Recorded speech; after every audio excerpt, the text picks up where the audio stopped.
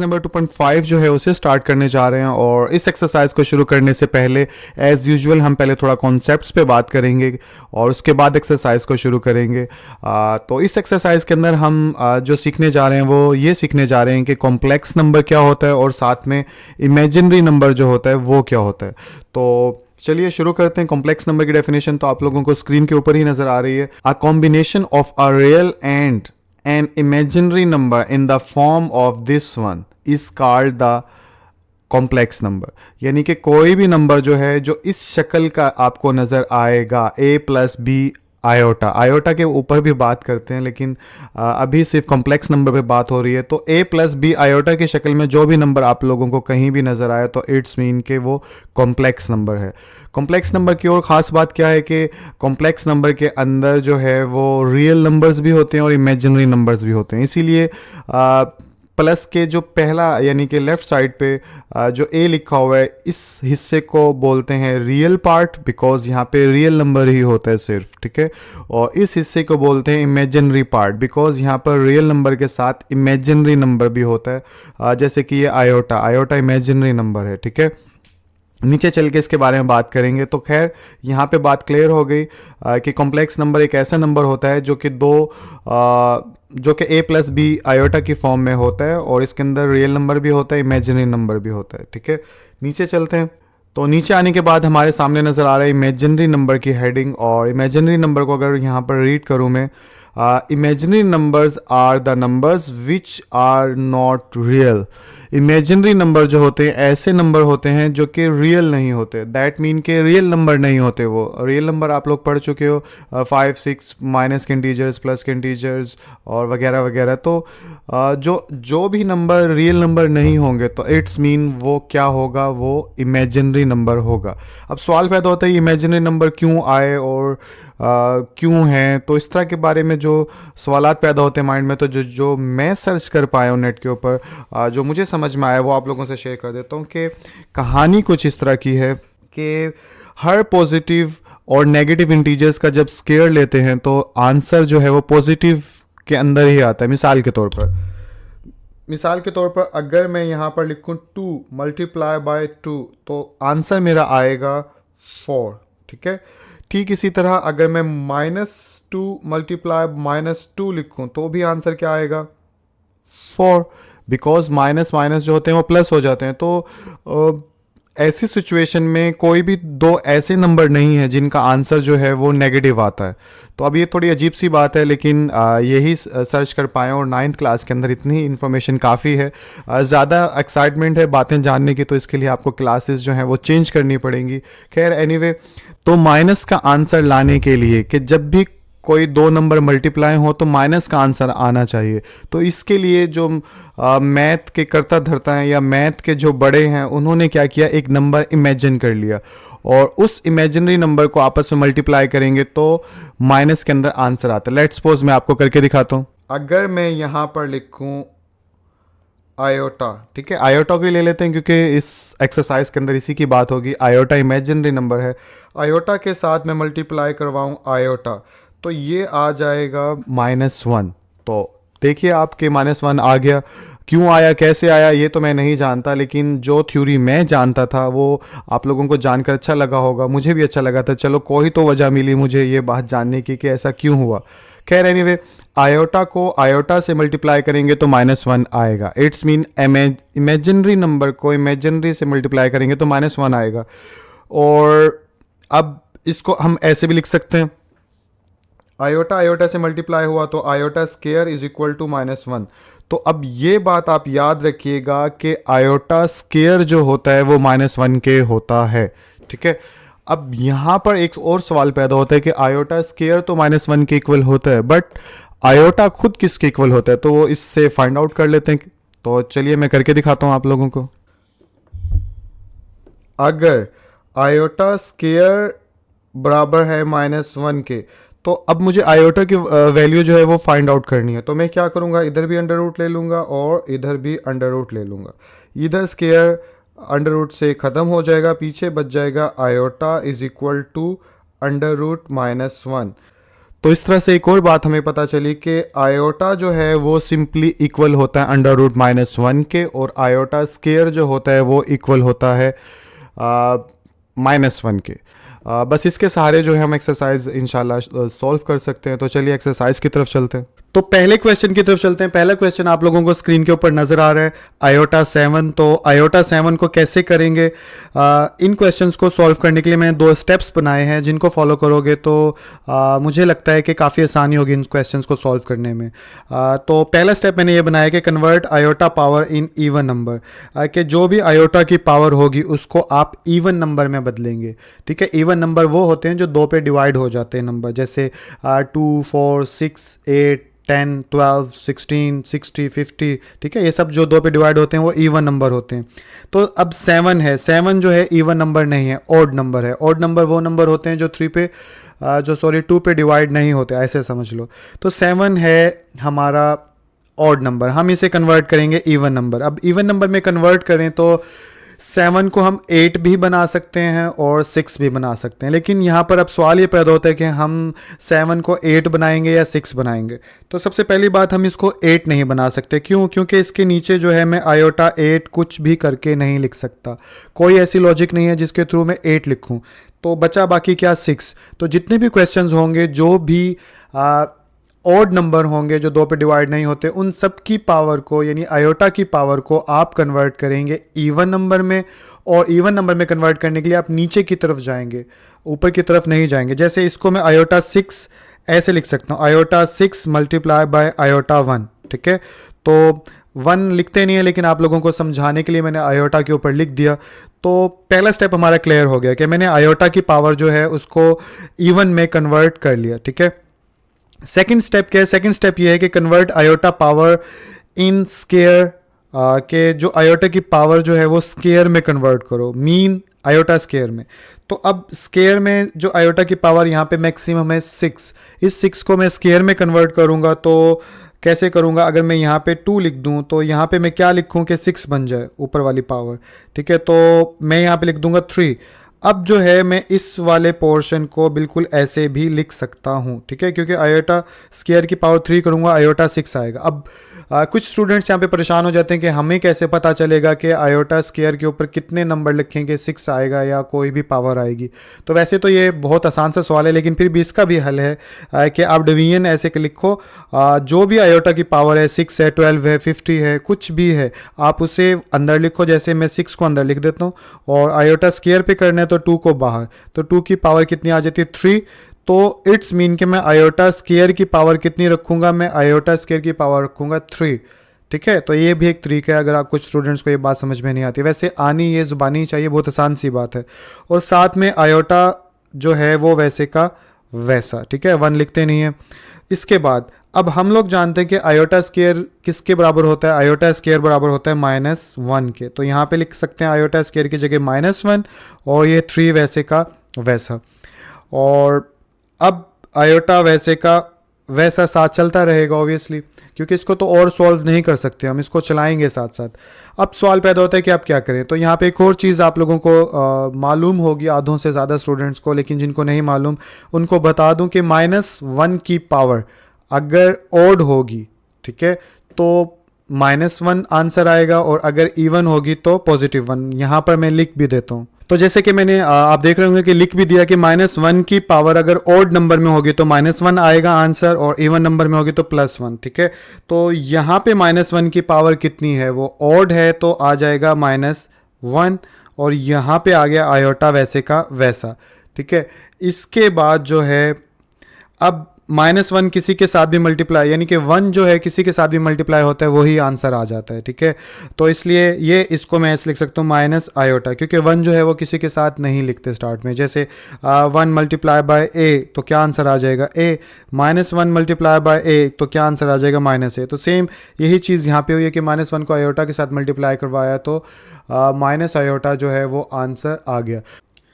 तो दूसरा क्वेश्चन आप लोगों को नजर आ रहा है आयोटा 50।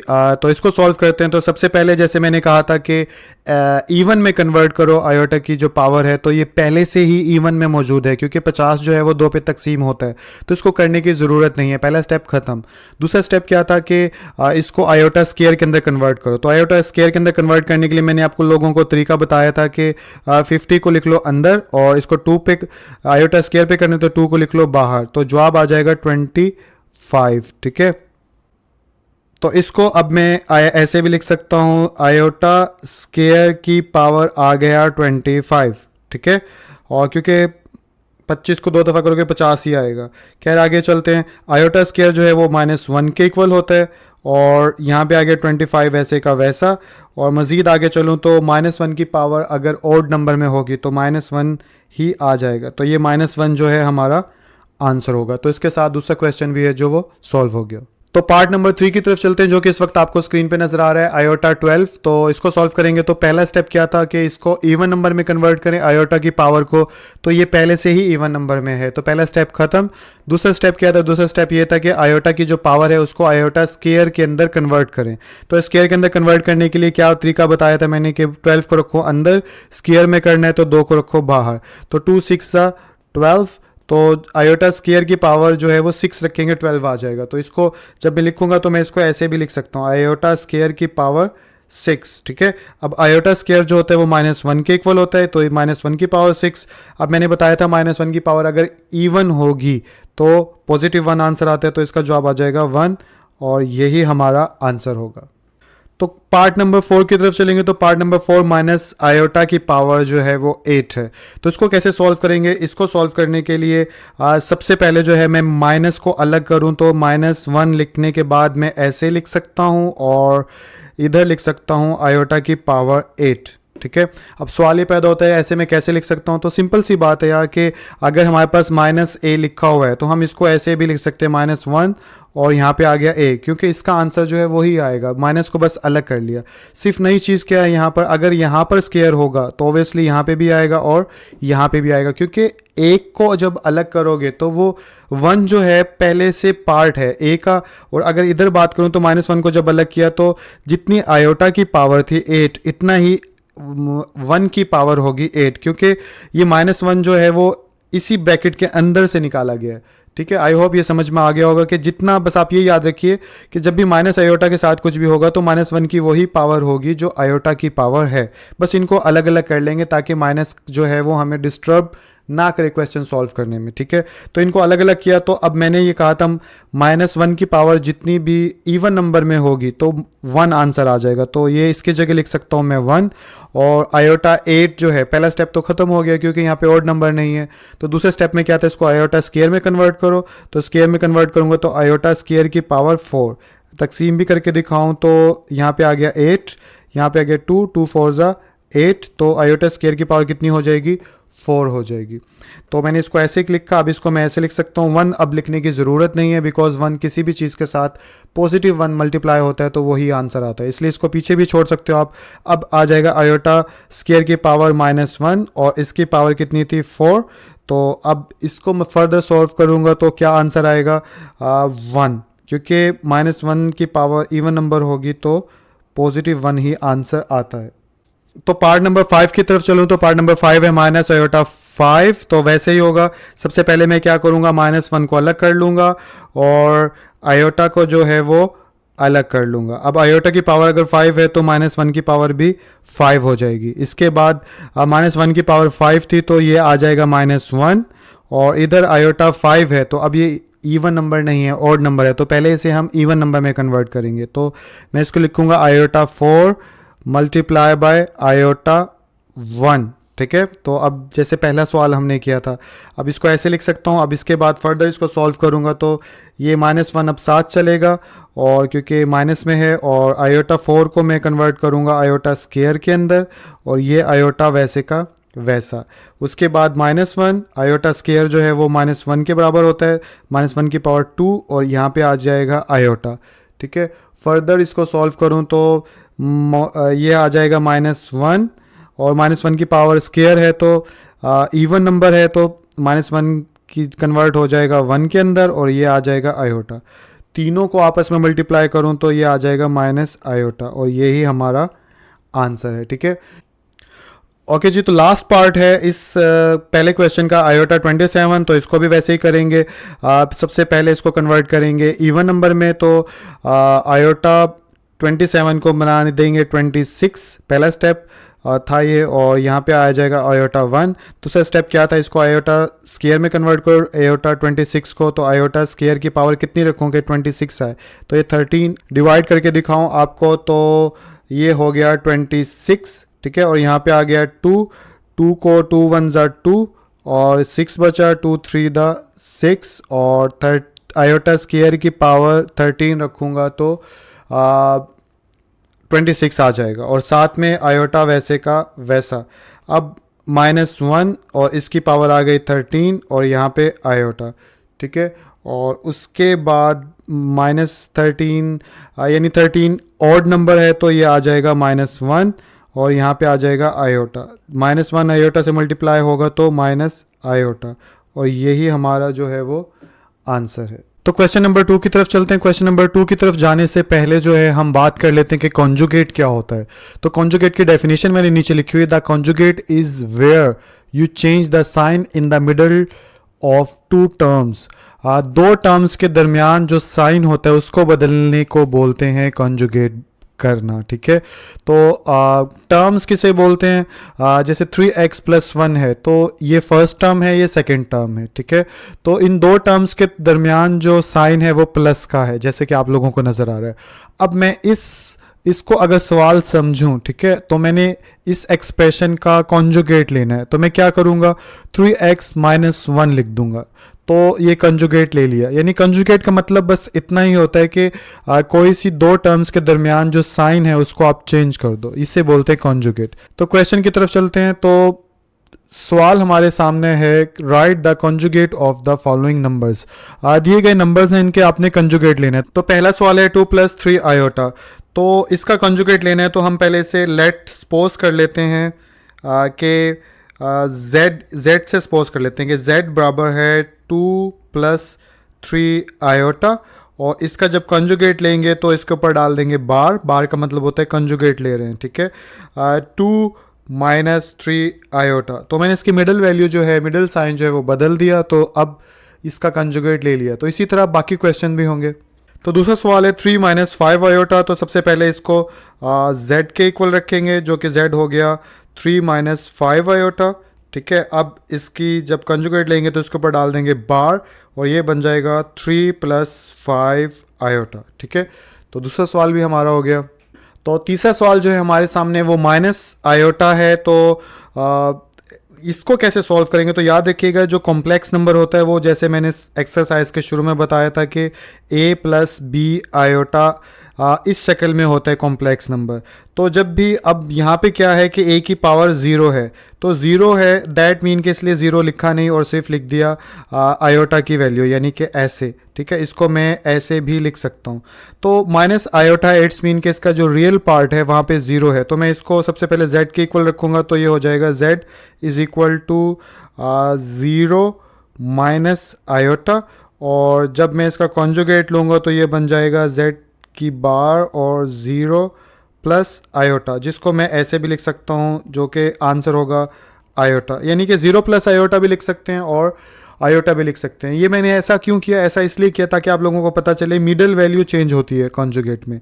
तो ये जो है क्वेश्चन के अंदर मिडल वैल्यू है, इसके इधर जो है वो रियल नंबर है जो कि 0 होगा, इसीलिए जो है क्वेश्चन के अंदर भी नहीं लिख। तो क्वेश्चन नंबर 4 हमारे सामने है -3 + 4 आयोटा, तो सबसे पहले इसको z के इक्वल कर लेंगे, -3 + 4 आयोटा। अब इसका कॉन्जुगेट लेंगे तो इधर बार डाल देंगे, और यहाँ पे बन जाएगा -3 - 4 आयोटा। ठीक है, तो यही इसका आंसर होगा। क्वेश्चन नंबर 5 जो है वो -4 और माइनस आयोटा है, तो सबसे पहले इसको z के इक्वल रख दो, तो z बराबर हो गया -4 - आयोटा। अब कंजुगेट लेंगे तो z के ऊपर बार और -4 + आयोटा, तो ये जो होगा हमारा आंसर होगा। तो क्वेश्चन नंबर 6 जो है वो आयोटा -3 है। अब ये काफ़ी ट्रिकी है, काफ़ी स्टूडेंट्स इसमें गलती करते हैं। तो याद रखिएगा कि कॉम्प्लेक्स नंबर की जो नेचुरल फॉर्म है वो है a + b आयोटा, यानी आयोटा वाली जो है पार्ट वो बाद में है, रियल नंबर वाला पार्ट पहले है। तो हम इससे पहले अरेंज करेंगे, -3 इधर लिखेंगे और प्लस आयोटा इधर लिखेंगे, और इसका जब कंजुगेट लेंगे तो क्या हो जाएगा, -3 माइनस आयोटा, ये आंसर इसका हो जाएगा। ऐसा नहीं होगा कि आयोटा +3, वो गलत हो जाएगा। पहले अरेंज फिर इसका कंजुगेट लेने, ठीक है। तो क्वेश्चन नंबर 3 की तरफ चलते हैं। क्वेश्चन नंबर 3 इस वक्त आप लोगों को स्क्रीन के ऊपर नजर आ रहा है। Right the real and imaginary part of the following numbers, कि जो भी क्वेश्चंस में नंबर्स दिए गए हैं, इन नंबर्स के आपने रियल पार्ट बताना है कौन सा है और इमेजिनरी पार्ट बताना है कौन सा है। तो ये चैप्टर के स्टार्ट में मैंने ये बताया था कि जो कॉम्प्लेक्स नंबर होता है a + b आयोटा, इस फॉर्म, इस शक्ल के अंदर लिखा हुआ होता है, और इसमें जो a होता है वो रियल पार्ट होता है, और यहाँ पे जो b होता है, b की जगह कोई रियल नंबर ही होगा, ठीक है। b जो होता है वो इमेजिनरी पार्ट होता है, ठीक है। तो इस फॉर्म के अंदर ही क्वेश्चन लिखे हुए होंगे, नंबर लिखे हुए होंगे, आपने जस्ट रियल नंबर और इमेजिनरी नंबर अलग अलग करके दिखाना है। तो क्वेश्चन एक लाइन के थे, साथ साथ सॉल्व करता तो काफ़ी देर हो जाती, इसलिए मैंने पहले से राइट डाउन कर दी, क्योंकि कुछ खास तो है नहीं जिनको मैं समझाऊं।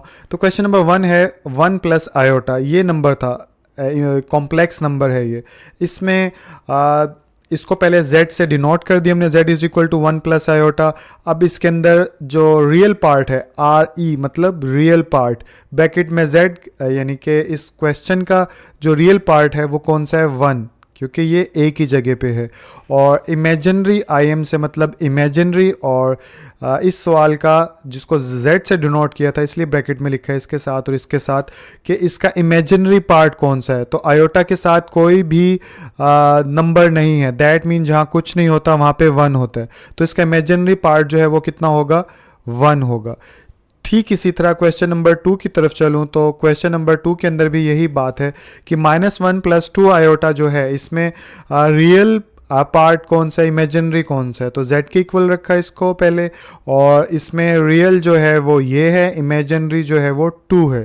ठीक इसी तरह क्वेश्चन 3 है। क्वेश्चन 3 के अंदर -3 आयोटा + 2 है। तो सबसे पहले कॉम्प्लेक्स नंबर इस फॉर्म के अंदर होता है, तो इसको अरेंज किया, z के इक्वल रख के 2 - 3 आयोटा किया, और फिर उसके बाद बताया रियल नंबर इसमें से 2 है और इमेजिनरी नंबर -3 है। इसी तरह क्वेश्चन 4 है। क्वेश्चन 4 के अंदर जो रियल नंबर होगा वो -2 होगा, और इमेजिनरी नंबर जो होगा वो भी -2 ही होगा, ठीक है। कुछ समझाने की बात नहीं, इसलिए मैं डायरेक्ट क्वेश्चन के अंदर ही इसे बता रहा हूँ।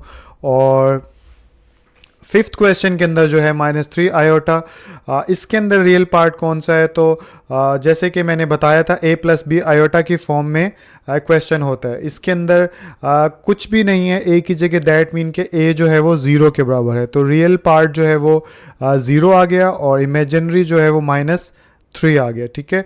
इसी तरह लास्ट क्वेश्चन नंबर 6 है, उसके अंदर भी ऐसे ही है कि 2 + 0 आयोटा है, तो रियल पार्ट 2 आ गया और इमेजिनरी जो है वो 0 आ गया। तो नहायत आसान सवाल थे। तो इसके साथ ही ये क्वेश्चन भी हमारा ख़त्म हुआ।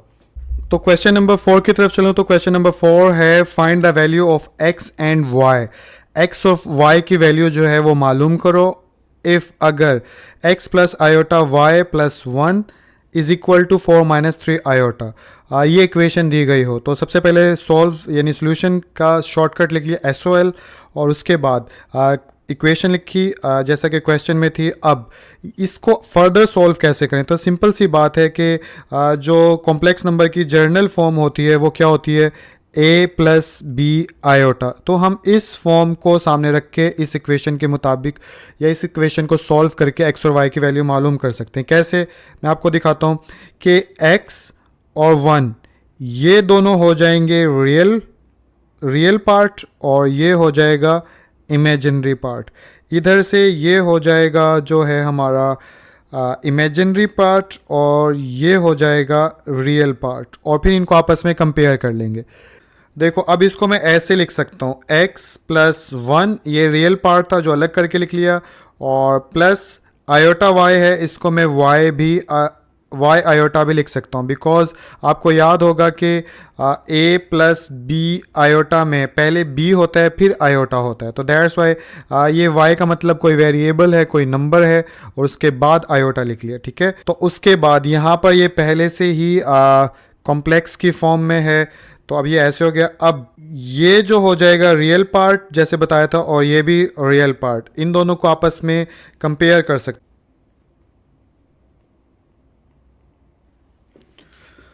तो ये मैंने लिख दिया, और इसके बाद जो है अब मैं कंपेयर करूं तो ये हो जाएगा x plus 1 is equal to 4, ठीक है। सेकेंड इक्वेशन क्या हो जाएगी? सेकेंड इक्वेशन हो जाएगी y is equal to -3, because imaginary part के अंदर -3 है इधर, जैसे पीछे क्वेश्चंस किए हैं, और इधर y है, इसलिए इन दोनों को ही कंपेयर करेंगे, ठीक है। तो यहाँ पर y की वैल्यू तो आ गई, x की निकालें इसके ज़रिए तो बिल्कुल आसान है। इधर ये +1 होता है तो उधर जाके क्या हो जाएगा 4 - 1, यानी ये जो है इधर जाके क्या हो जाएगा माइनस का, तो ये क्या हो जाएगा x इज इक्वल टू 3, ठीक है। तो x और y की वैल्यू जो है हमारे पास आ गई, ये x इज इक्वल टू 3 और y इज इक्वल टू -3, तो यही हमने जो है क्वेश्चन के अंदर मालूम करनी थी।